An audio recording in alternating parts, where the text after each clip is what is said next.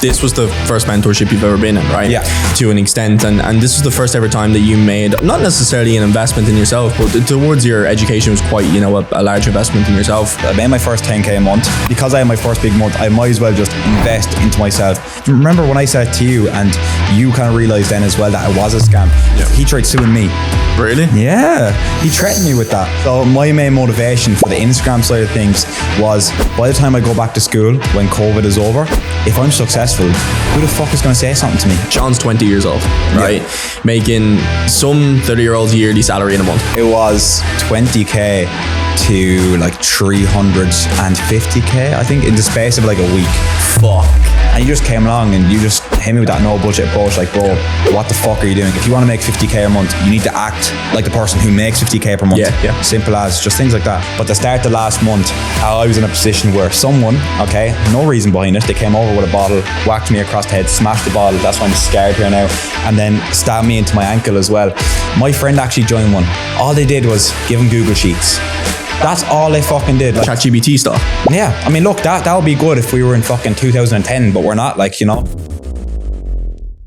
If you're a fitness coach wanting to scale your fitness business and earn an incredible amount of money, but also impact as many lives as possible, today we have the honor of one of our superstar clients, Sean Coffey. Superstar clients, what an introduction. I know, yeah, it was good, wasn't it? You should have heard my first one for the first podcast. It was like, I think I said Blail instead of scale.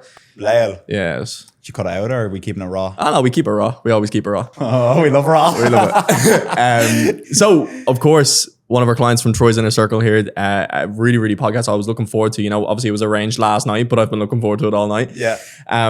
Tell me, how are you? You good here today? I was about to take a sip of this, but I'm chilling here today. Just chilling. Came from a filming session there now. What did I get done? I got done like 4 or 5 videos today. So that this morning.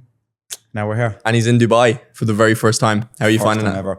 You know what? At first, I had all these misconceptions of what Dubai actually was in my head. And I was thinking materialistic and no nature and all this. It's all rubbish that I read in the newspaper, man. I'm out here now and I'm absolutely loving it. It's class. And even if we talk about nights out and everything, you're more mature, there's not any fights or nothing like that. It's nice and calm here. It's a very safe, very good place. And I mean, to be honest now, I've been here, 2-3 weeks. I can already feel growth coming from just being here alone. One thing I've noticed, because obviously, Sean's staying in a hotel quite, close to me. And we've been oftentimes going down to the cafe, catching up and stuff like that. One thing I've noticed, especially in the past week and a half, is your work ethic, your focus, your drive, everything, something changed. Yeah. What do you feel like changed? Was it just the fact of you noticed yourself being a bit inconsistent, or what was that change for you? Probably the fact that I'm just in the Atlantis, and I'm just looking around me and there's so much motivation. Yeah. No, I'm in a 3-star hotel. But honestly, I think that just being around you lads more than anything, because I've always found that when I'm around people that are like-minded, and not necessarily just living with them, but just being around them, being in an environment like Dubai or being in an environment like Marbella, I think it is so important to actually be around like-minded people, especially when I'm around people like yourself that are literally in the exact same industry as me. How are you not going to grow when we sit down in the cafe every morning? Of course, we have our crack and whatnot, right? Yeah. Of course, we're analyzing the Tinder, but we're also talking business and you're talking about your business, I'm talking about mine, and we're just bouncing off each other really. So I feel how can you not grow when that's where your conversations revolve around? Mm-hmm. And obviously this was the first mentorship you've ever been in, right? Yeah. But to an extent, and this was the first ever time that you made, not necessarily an investment in yourself, but towards your education was quite, a large investment in yourself. Number one, super proud of you. I wanted to ask, how has that felt for you after investing in yourself? How do you feel now in yourself?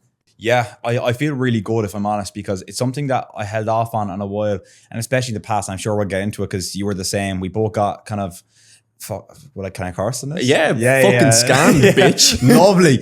We both got fucked over before in the past, but as you know, we both got fucked over in the past, and that kind of messed up my perception then of actually investing into myself. And I think it was a mix of that and also just having an ego, because it was more so what does Troy know that I don't know? And it was it was the same with hiring a fitness coach for myself, even let's say a year ago, because I was what would a coach know that I don't know, because I'm a coach? It's just ego. And the second I dropped the ego, then that allowed me and opened me up to learning so much more things and applying more knowledge to my business. So to be honest with you, I'm proud of myself for actually taking that leap and actually investing into myself, despite the bad experiences that I have had in the past. But also overall, just I think dropping the ego was a big thing for me as well. Yeah, yeah. What made you drop the ego? Was it just frustration with not moving forward, or what was it? Do you know what it was? It was at the point where I had my first decent month. So I hit my first 10K a month and I was like, right, like, because that was a once off. And I knew that was a once off because that had come from like just selling student packages and everything. And that comes obviously with a lot of workload too. Yeah. And I knew that wasn't going to be sustainable in the long run. So I said, right, I made my first 10K a month. If I don't invest this in myself, I'll probably be on Bet365. I'm joking. Not really. Yeah, it's a joke. But no, I said to myself that because I had my first big month, I might as well just invest into myself.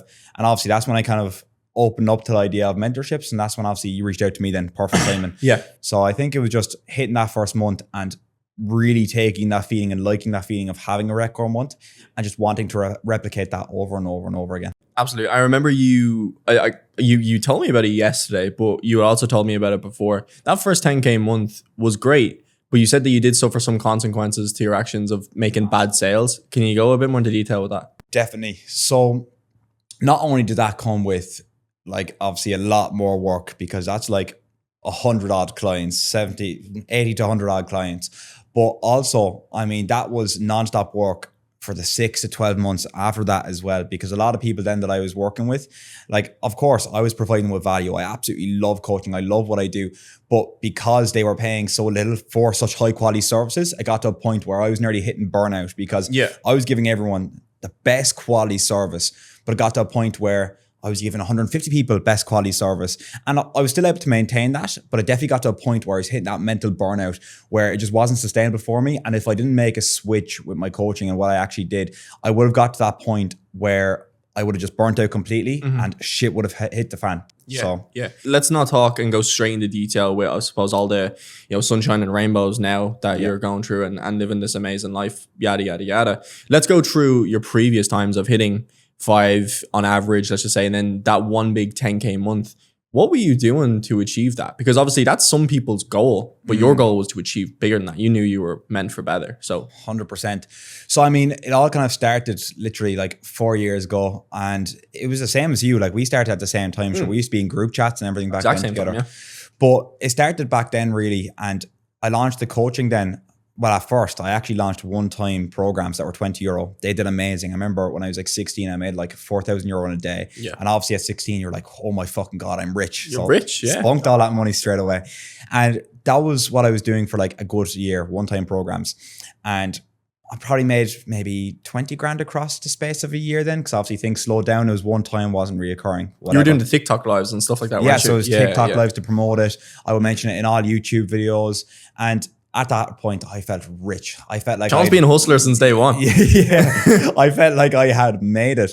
But then I knew that wasn't sustainable. So a year later, that's when I started online coaching again. But we were with that company that was taking 60, it was like 55, 60% of whatever we made. Including the sales. Wasn't a sales on top of that? Sales on top of that. But so, I think income only was like 40%. Yeah, it was something like ridiculous. But everybody's percentages was different though. That was the scammy thing. Yeah. Yours were different than mine. Oh. Yeah, it was messed up. It was, and remember when I said it to you and you kind of realized then as well that it was a scam. He tried suing me. Really? Yeah. He threatened me with that. And I was like, man, wait a second now. You've broken the contract by telling Troy my numbers. Yeah. So he couldn't do shit then. But anyways, that's the story for another day. I remember that actually now that you said that. Yeah. Idiot. But anyways, at that point then, I was making maybe 2-3 grand per month, and I was just working from literally the back of class because I offer people 24/7 support. I don't lie. I obviously want to maintain my credibility. So I maintained that 24/7 support. So even when I was in school, at the back of class, I'd be there on my phone and I'd be working, replying to clients, reaching out to potential clients, editing videos. And I got to a point where teachers started to kind of give up on me a bit and they just let me sit at the back of class and work because they knew I wasn't going to be listening in school anyways. But that's kind of where it started. And then from there was a bit of a price increase. So I was able to take on less clients and obviously still make the same amount, if not a bit more. But enhance the service. Yeah, it does 100% because obviously you're way more hands-on then with people. But I was literally doing that then for 2-3 years. And I got to a point then where I literally just got into the high ticket sales space. that wasn't doing the best really for me at the time, because I said high ticket sales, but I just split it up into loads of payments, so it's not necessarily high ticket sales. But yeah, it wasn't until August last year when I had that first conversation with you where I really started implementing high ticket sales then. Absolutely. What was the biggest game changer for you? And this could be from the moment you'd spoke to me in detail about your business as to what could be changed up until now. When you've made most of the changes, of course, there is always still things that we're working on. What has been the biggest bottleneck for you that we, I suppose, surpassed during the time we're working together? Obviously, there's a lot, but yeah, no, that there is. That's the thing. There is. I would say main one being the delegation of the fulfillment side of things. And the thing is, a lot of people have this bad perception on delegating their coaching because they're like, oh, I still want it to be one-to-one. And I was someone that was in that boat as well, because I was like, I want to do the coaching by myself. I don't need anyone else. I want everyone to be one-on-one with me. And then I realized it got to a certain point where like you're fairly capped on what you can do and you're not really providing the best possible service that you could be providing.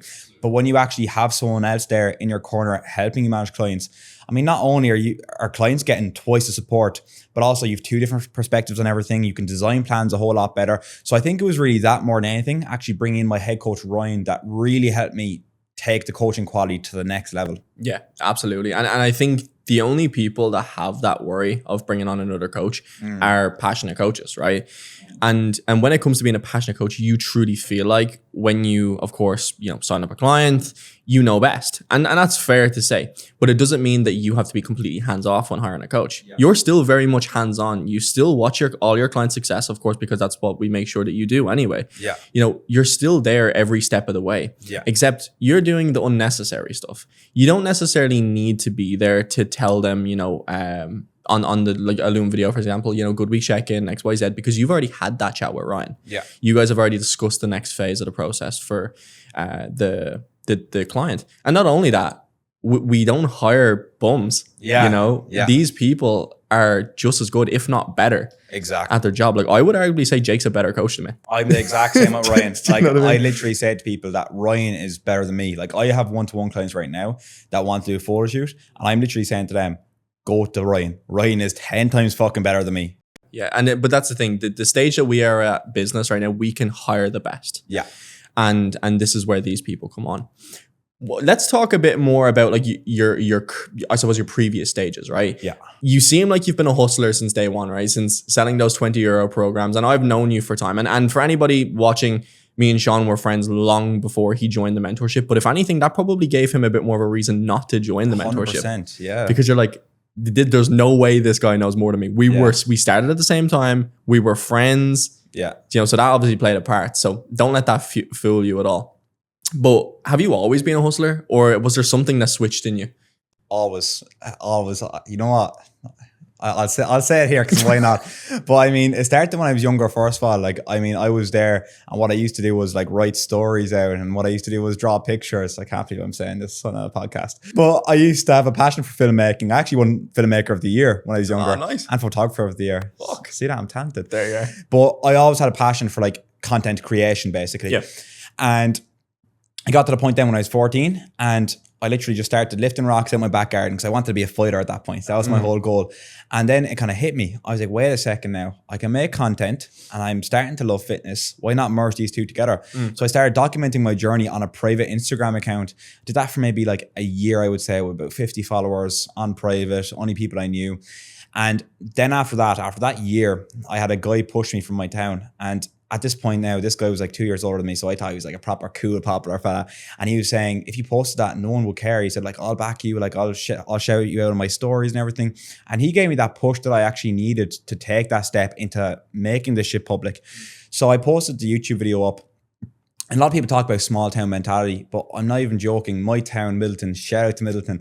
Like everyone supported me. When I posted that first video, everybody supported me. It was on everyone's stories. Everyone from Middleton was commenting. So on that video. Iconic video where you're like in your back garden doing bicep press. Yeah. I remember that one. No, so this was like the YouTube video, but I had that clip inside it. I posted that YouTube video. I remember it got like 1,000 or 2,000 views within a day. That blew up, I remember. Yeah. That blew up. It did insane.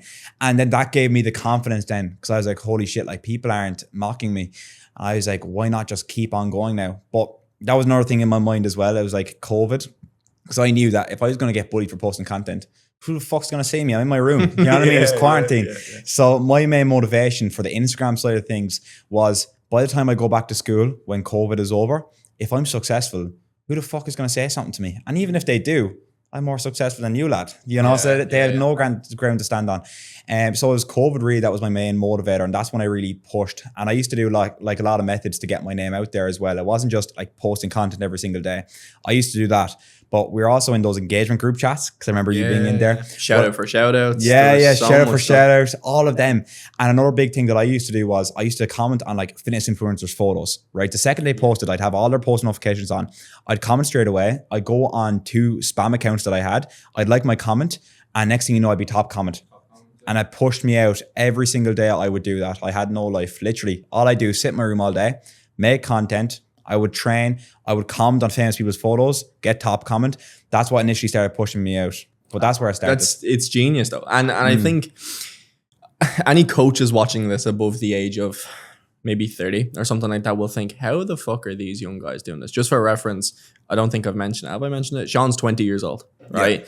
Making some 30-year-old's yearly salary in a month, right? It's just kind of put that on levels.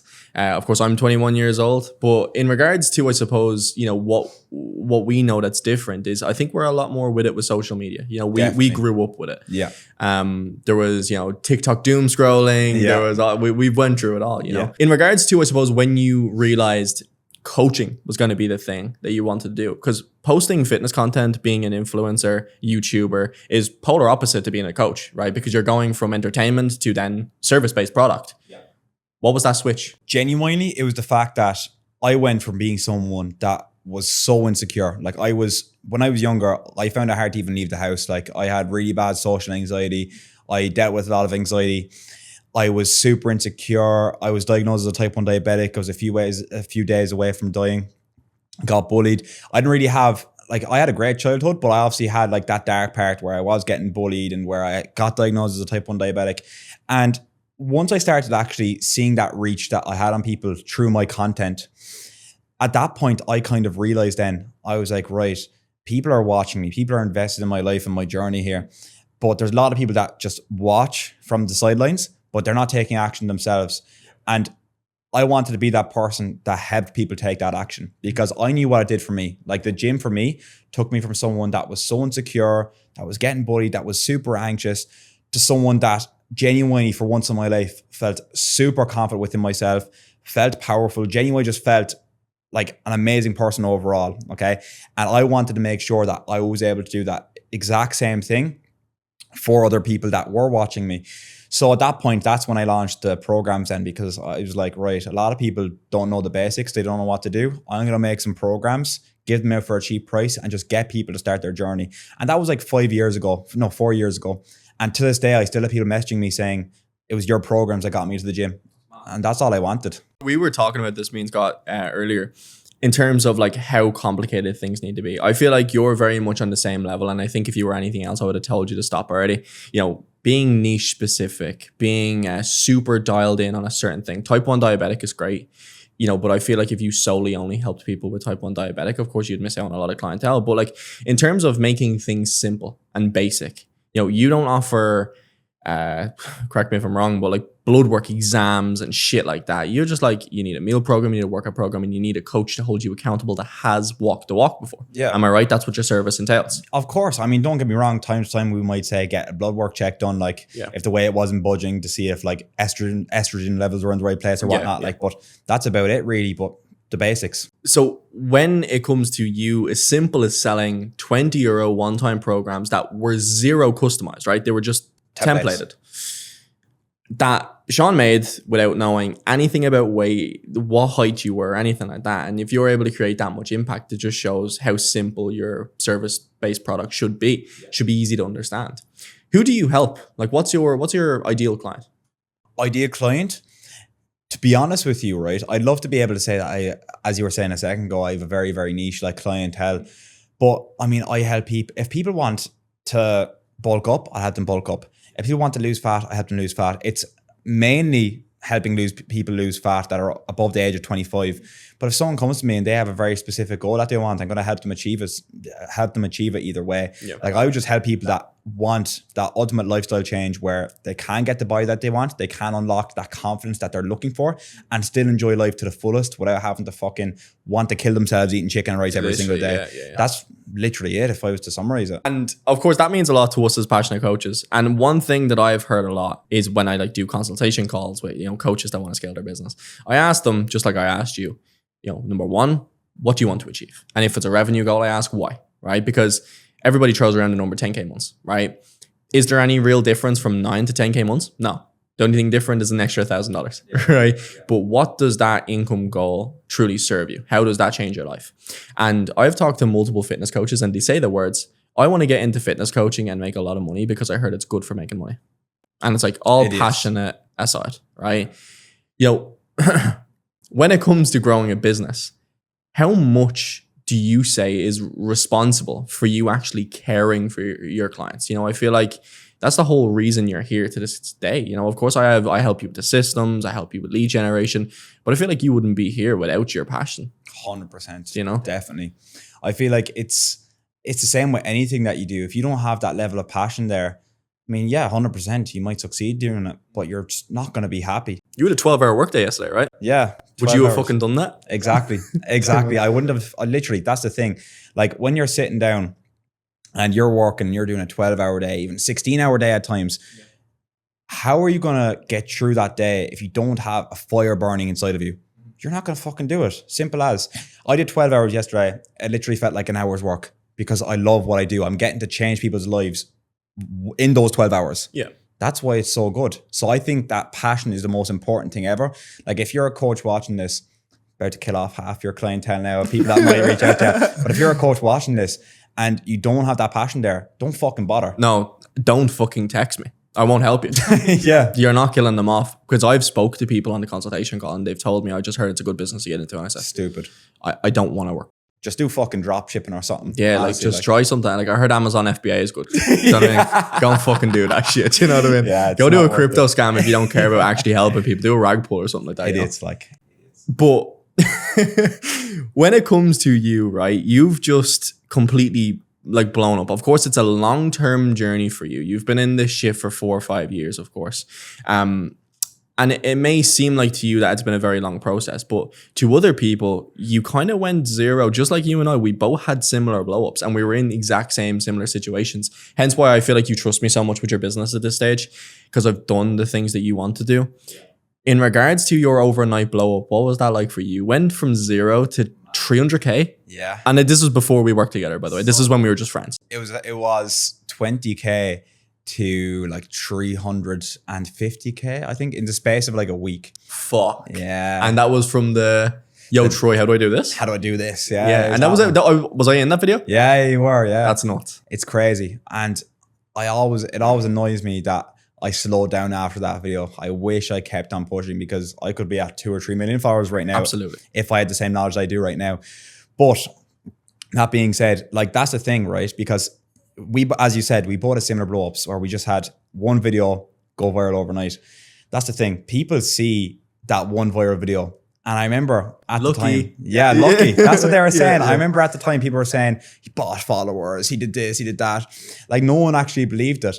But in my head, I was thinking, right, like to you, 100% it might look like one viral video. They didn't see the days where I was in my room and I was fucking literally commenting on celebrities' photos, trying to get top comments to get more followers. They didn't see the hundreds of videos I made before that. They didn't see the hours and hours and hours of editing and coming up with ideas that I was doing in the background.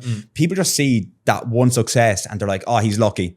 Or else they say, oh, he bought followers. That's what literally everyone was saying. But they don't see the work that went in prior to that video. Like 100%, a lot of that is luck. But you have to put yourself in a position to get lucky, which a lot of people do tend to forget about. I think any coach looking at this will produce content. They'll refresh it 100 times. And then the day after, they'll be disappointed with the amount of views.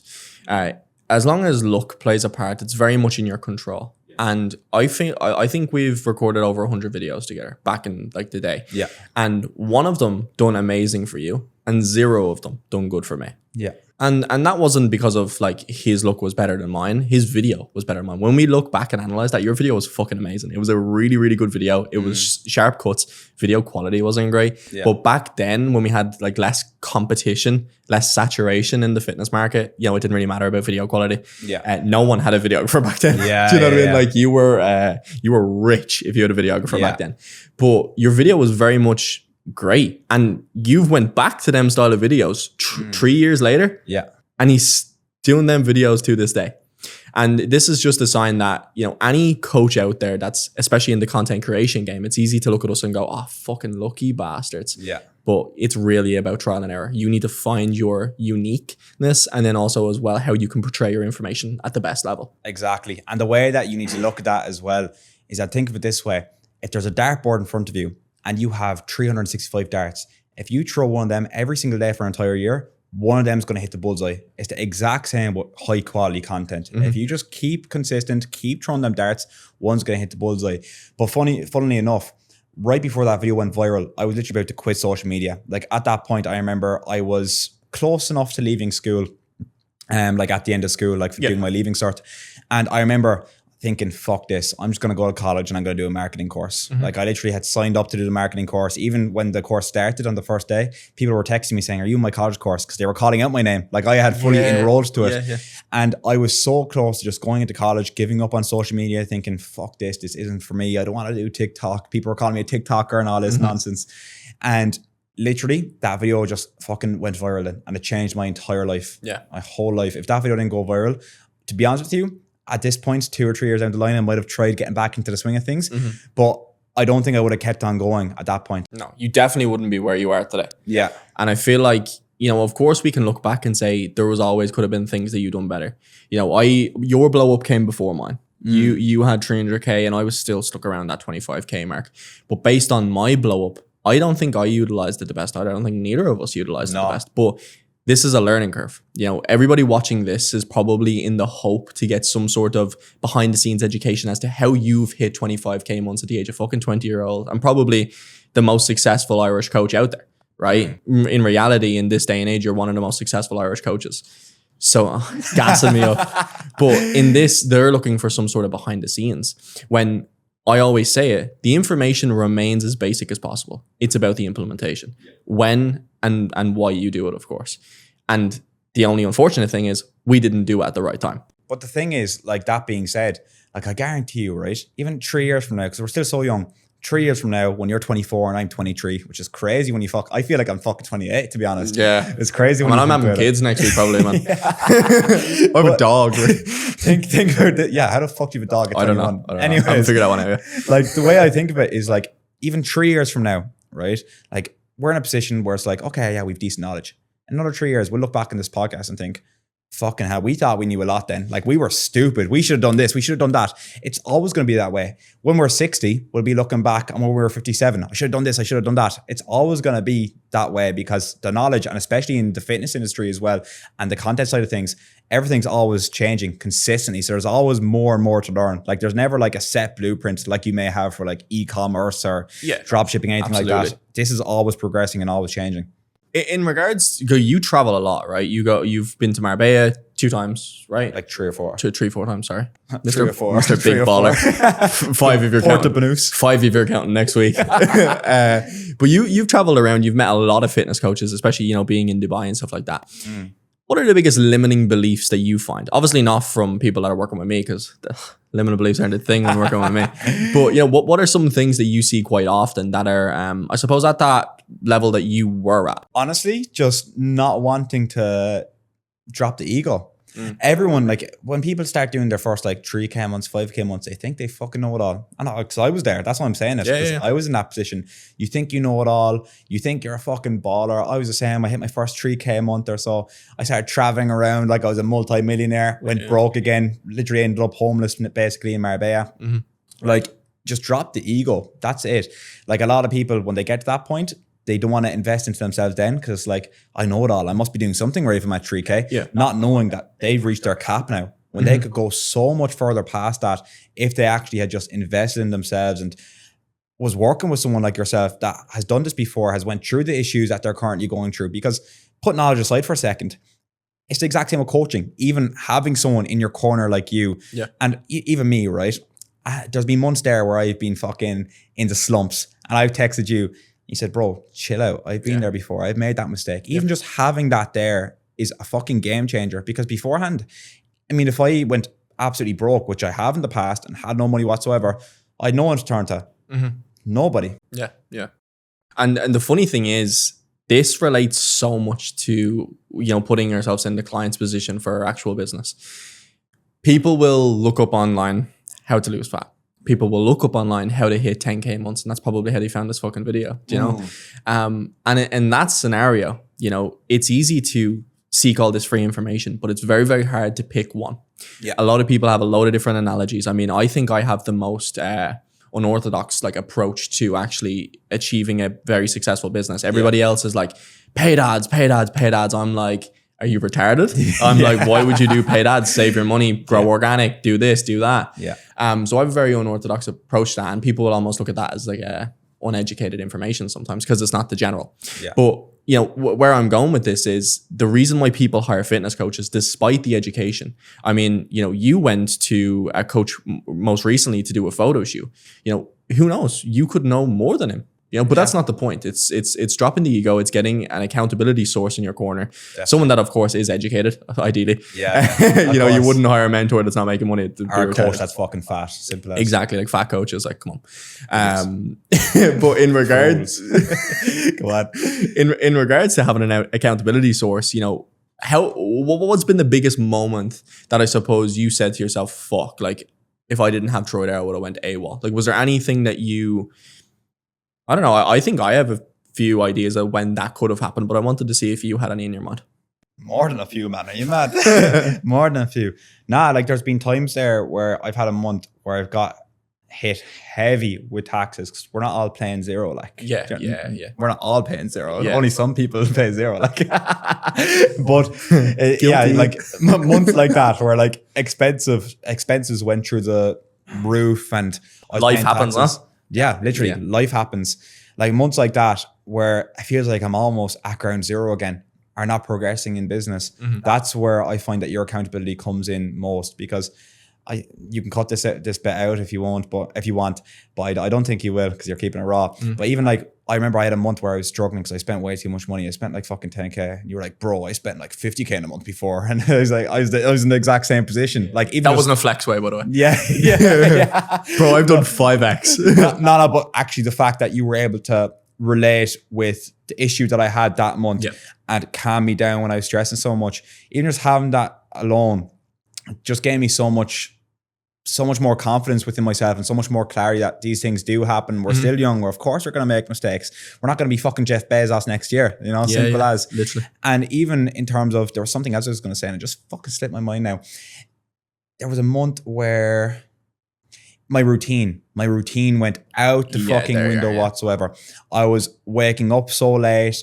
I just was getting lazy, and I remember I was trying to cope with it. I was saying, but when I'm awake, I'm doing XYZ consultation calls, I'm making XYZ plans, and I was trying to cope.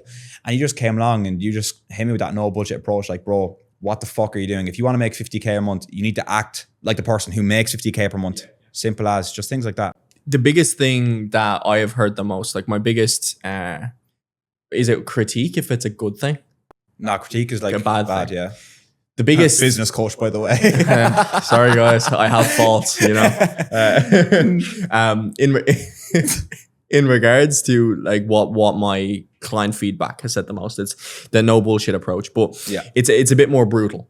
And I've heard that a lot, and I was like, I love that approach. I'm not actually trying to be brutal. I remember there was one time where you had the how brutal I was being with you. You almost questioned it one time. You were like, oh, I was just wondering, am I annoying you? Remember you said that one time? Yeah. And I was like, no, bro, that's not the case whatsoever. I don't like beating around the bush. Yeah. If you come to me and I hate bullshit, and it's just something, because I'm in this for the game that I actually care. Yeah. It's the exact same with fitness coaching. I've had so much passion to help people achieve these bodies that when somebody comes to me and says, I don't have the time to work out, I'm like, shut the fuck up. You do. Yeah. It's about making the fucking time. And I'm not talking 5 times a week, an hour a day. That's not what I'm talking about. I'm 20 minutes. You done a 20-minute session last night at fucking 2 a.m. because you were working all day. You know, Yeah. it's about making it work. But anyway, I'm just as passionate about this as I am about coaching. And that shows a lot because my coaching company has grown to that point, do you know? And my whole focus now is how can I help you impact the most amount of people? Because I still feel a part of that. You know, your client gets success, then I feel happy because I was able to get you that client, you know, hypothetically. So where I'm going with that is when you say bullshit and like, I remember I brought you down to my house the other day. Yeah. I mean, like, if you don't mind me saying that. Oh, work away. Do you know, like routine was off. Do you know, any excuses were being made. And I said, Sean, come down to my fucking house. Just, and he sat down in front of me and I was like, what the fuck are you talking about? I was like, come on, man. And it's like when you coaches have the excuse of, oh, I've just so much clients, you know, like I really want to just focus on, you know, giving the best service possible. I don't have time for content. And I'm just like, shut up. It's like not true. Yeah. I don't want to make this content because I don't want to remake the same video. Shut the fuck up. Yeah. I don't want to be like every other fitness coach. Shut the fuck up. Do you know, there's just so much things that people make excuses for that you need to avoid. Yeah. And I feel like that's why the accountability source has been so beneficial 100%. To you. When it comes to you at this point of your business right now, you know, where do you see yourself in 12 months from now? Because of course, when we first spoke, I feel like your goals have already been somewhat achieved.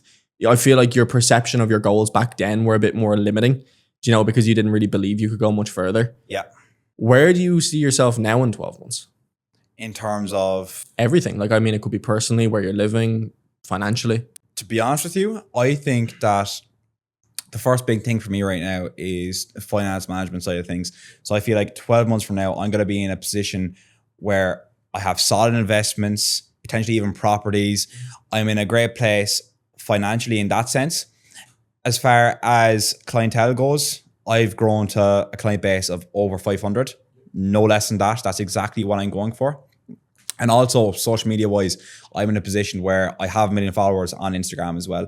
And if we're talking about location side of things, then Dubai, Marbella, they both hold a place in my heart now. I think, to be honest, I will get a place here in Dubai, but summers, you can't beat Marbella summers. You can't beat them. So nothing's going to change there. Yeah. But in 12 months, I think that I'll easily be doing 100K months.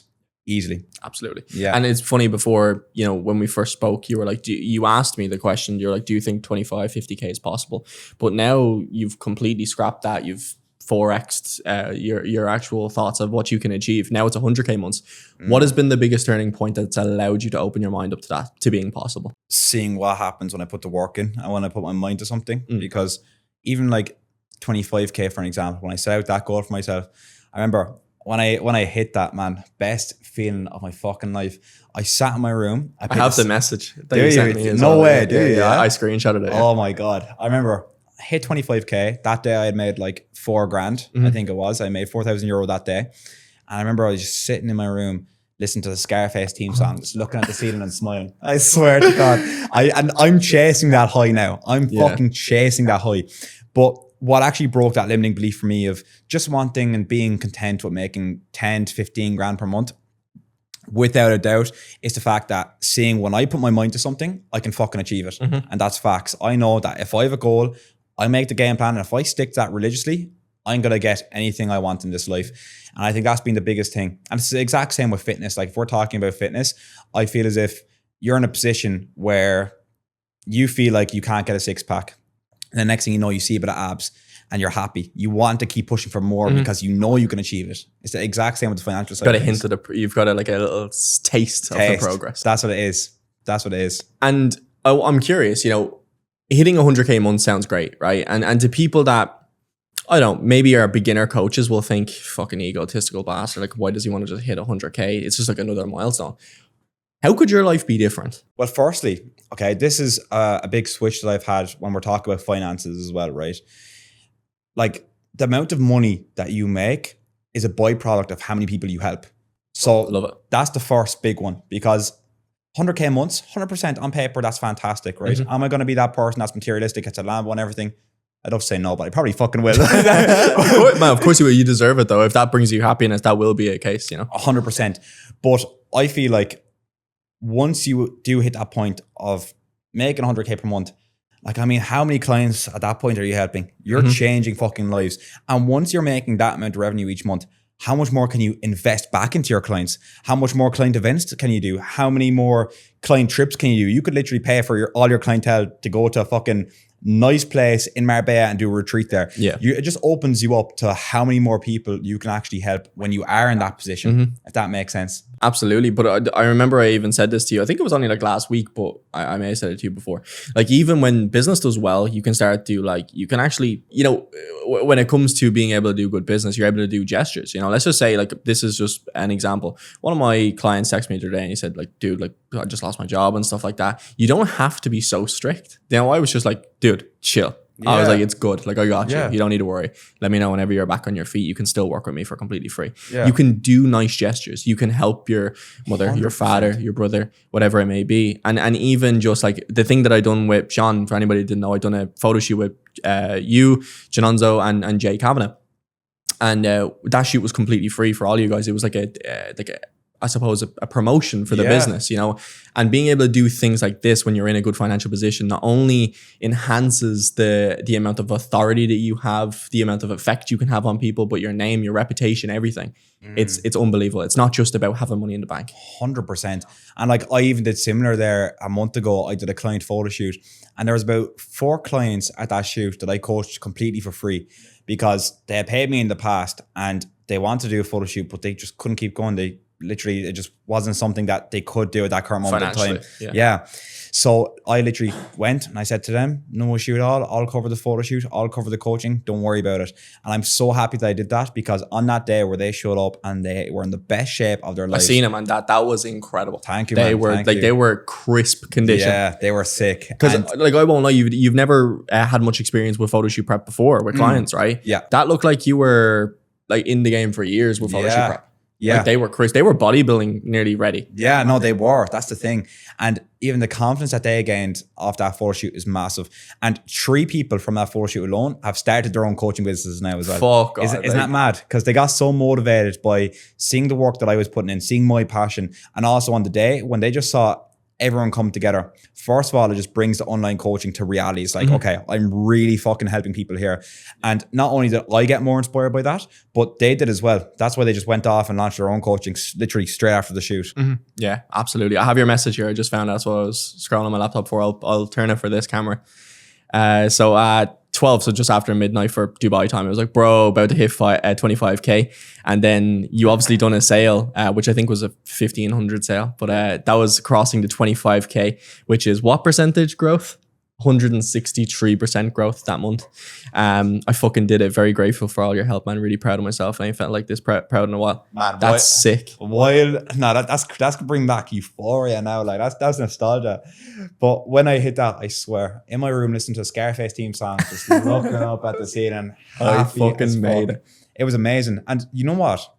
That was the same month where I won't really go into this much, but that was the same month where I got like slashed with a bottle across my head as well. Yeah. That's another thing that pushed me besides genuine, because for people that don't know, no one knows this to be fair, but to start the last month, I was in a position where someone, okay, no reason behind it, they came over with a bottle, whacked me across the head, smashed the bottle, that's why I'm scarred here now, and then stabbed me into my ankle as well.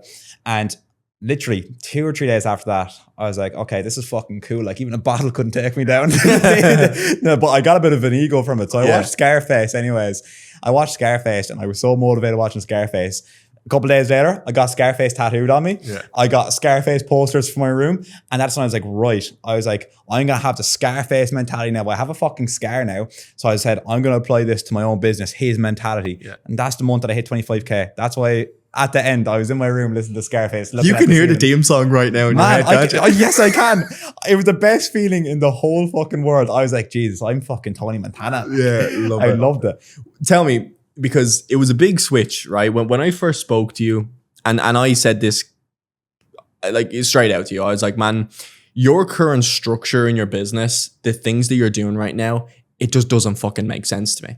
Like, I'm being real here. And this isn't to discredit the information that you had, of course. Yeah. You'd never been in a mentorship before, right?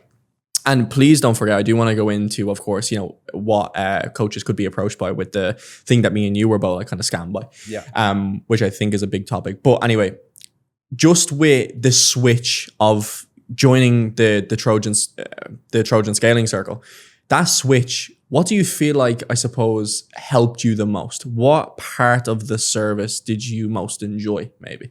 You see, there's so much to it. Like, first of all, like when you first get in and you have the entire video library, like straight away you've tasks to do. Instantly, that's the first thing, you've tasks to do. And it's not like tasks that are going to take fucking an hour, because realistically, if you want to build a solid business, you're going to have to do these tasks right, so you don't ever have to do them again. So that's the first part that I love, the way that everything's just laid out nicely for you straight away. You know exactly what the fuck you have to do. Once that's done, then I love the way that from there, it's just small tweaks and working one-to-one with you then more than anything. And also doing like the trainings on the weekends, everything like that. So I feel like it's just that consistent support from yourself really that really helped me burst past that. I think without the consistency, it would have given you opportunity to go back into old habits, which Definitely. is like slipping out of routine, being, let's be real, you were being quite happy with your revenue at that time. Yeah. You know, you were living a good life. Well, I wasn't, you see, that's the thing.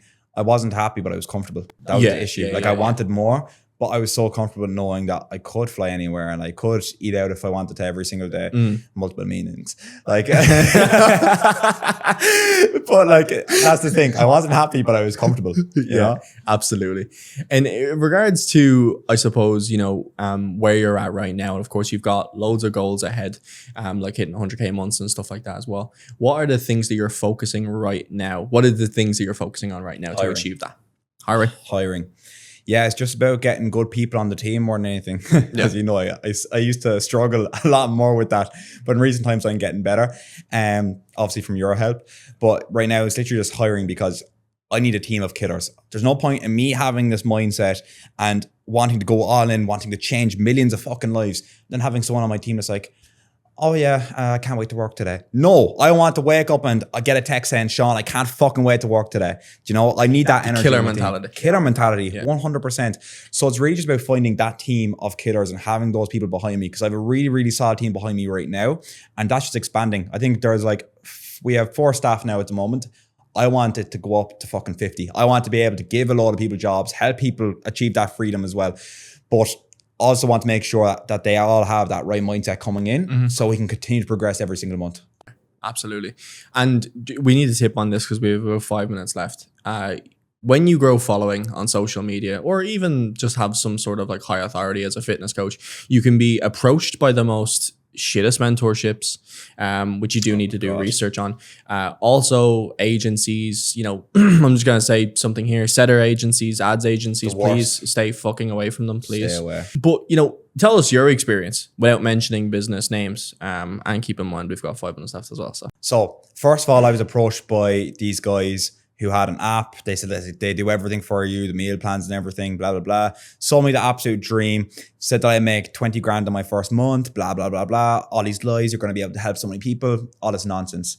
I paid them like 6 grand and it was the last bit of money that I had. And this is why I literally, in Marbella, I was surviving on pot noodles every single day, because I gave them the last 6 grand that I had in my account.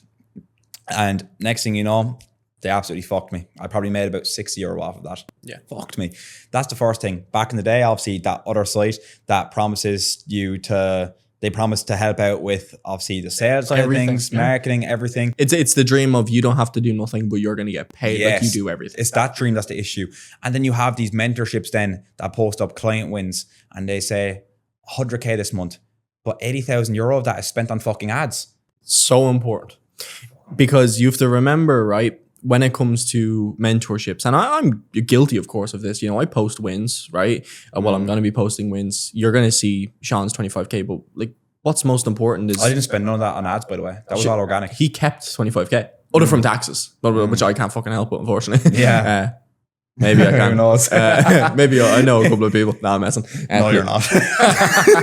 Yeah, but like, it's most important that you have to understand expenses. And this is like, I speak to so many people that have a business that's not running on profit, right? They're making so much money, but they have got so much shit that they have to take care of. And this is the most important thing, is how can you create a profitable, well-run business that you don't need to be stressed every single day?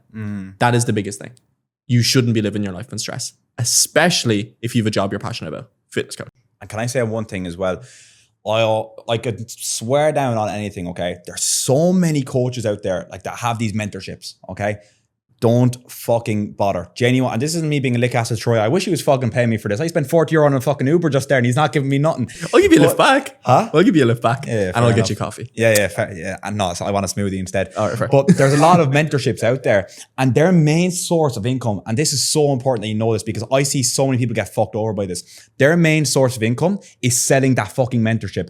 They don't actually run a profitable coaching business. They have no idea what's going on because as I said earlier, the online coaching space is changing every single day, but yet they're not in that space. What they're doing is they're just selling the mentorship. That's where they're getting all their fucking money from. If you see someone that doesn't have a profitable coaching business, the chance of them having a solid coaching mentorship is very fucking low. And there's Outdated a lot strategies. of people. I wish I could say names, you know. Yeah. I wish I could say, because it infuriates me. Yeah. Because I even got a message there from a lad the other day and he was like, what do you think of mentorship? I couldn't reply back saying that it was shit. I just said avoid. That's all I had to say. But trust me, the amount of mentorships out there now that are run by people that don't even fucking own a coaching business is ridiculous. They're just selling an info product to make their money. And they're selling you a course on how to fucking make a course. That's all they're doing. They don't have a notion in the fucking world of what they're doing. Pisses me off. I'm getting passionate here. Fuck me. It's outdated strategies. If somebody doesn't have a current running business, and hence why it's taken me so long to launch this mentorship. I've been mentoring you for nearly a year now, man. Yeah. For nearly a year. Yeah. And I still have not went public. Yeah. It's crazy. It shows something because number one, I care more about my coaching business, but I promised myself I would never help somebody and charge extreme prices until I'd done the thing. Yeah. And now that I've done the thing, I'm like, all right, I'll give myself But you a bit see of slack. these fuckers, oh my God, man, do my fucking nothing, you know. But you see these fuckers and they launch their coaching mentorships and that's all they're fucking doing. They don't have a clue. My friend actually joined one. You know who? Because now he's working with you. Oh. He joined yeah. one anyways because I brought him over to the bright side, right? Got him away from the dark side. But he was in a mentorship. All they did was give him Google Sheets. That's all they fucking did. Like ChatGPT style. yeah, I mean, look, that would be good if we were in fucking 2010, but we're not, like, you know. So time's up. We'll end it there. It's a good thing it's ending now because I was about to get infuriated. Tell us, Sean, if somebody wanted to stay updated and keep in touch, or maybe get in touch with you to, you know, ask you tips or whatever it may be, or follow your content, where can people find you? At Sean Coffey Fitness on Instagram. Sean Coffey with 2 Y's on Snapchat. Sean Coffey Fitness on YouTube. What's your grinder profile? Great. Shut the fuck up. If you're a female watching this, you know, Troy will link my phone number below. So In the keep that description. yeah. Thank you guys so much for watching. And if you're a fitness coach that's looking to scale, but of course, you know, not work 18-hour days every single day living in stress, and you want some sort of systems and strategic growth to your business, I'll leave a link below where you can book in a call with me directly. But thank you so much for watching. And Sean, I really appreciate you for coming on today. Appreciate you, man. Subscribe, like the video if it did help out, and I'll see you all in the next one. See you later. Bosh. Sick boy.